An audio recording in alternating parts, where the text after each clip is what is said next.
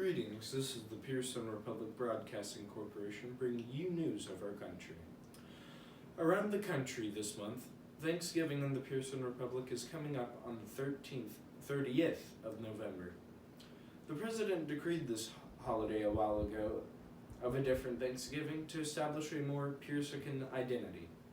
Although citizens still celebrate both U.S. and Pearson Republic Thanksgivings. The President wishes everyone on both Thanksgivings to be grateful, since quoted by His Honorable, "We get to live in a world where anything is possible, even creating your own country."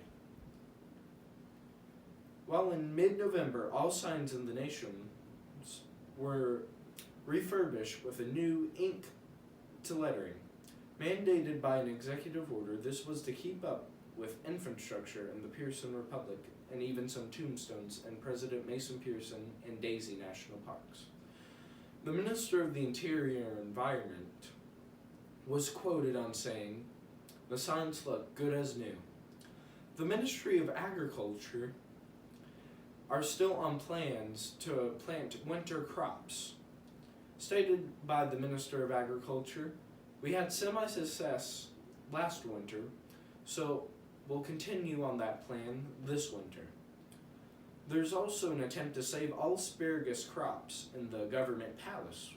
We hope that our successes this season shall continue. Moving on to politics, President Mason Pearson introduced 3 pieces of legislation to the National Assembly this month, which 2 passed, which were the Religious Act, which added the strict separation of church and state in the Declaration of Rights to Citizens, and the Online Privacy Act, which outlawed social media companies selling our citizens online information without their permission. The bill that did not pass was the Confrontation Act, which regulated fighting of members of the National Assembly in hearings.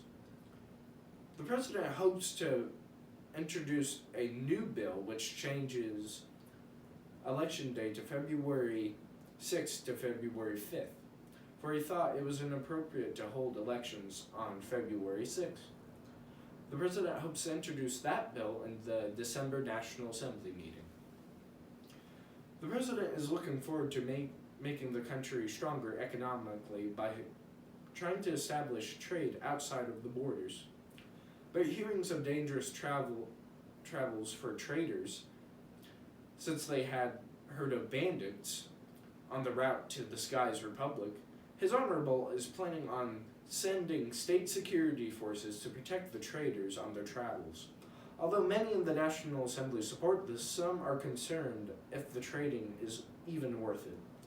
The President assures us that it shall be worth it for opening the Pearson nation to the world. Moving on to weather.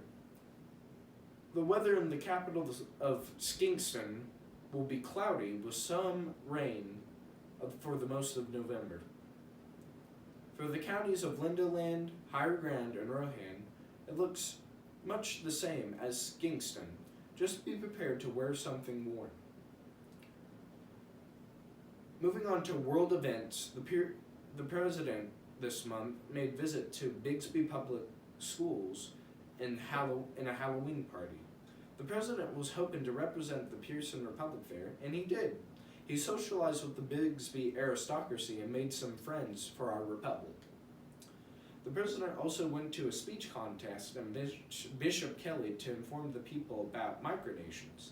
The President made it to regionals, and the citizenry has shown great support for him on his endeavors. On November 19th, though, Rosalind Carter, former First Lady of the United States of former President Jimmy Carter, died. This brought great sadness to the Pearson nation, and the President shared his condolences with this statement.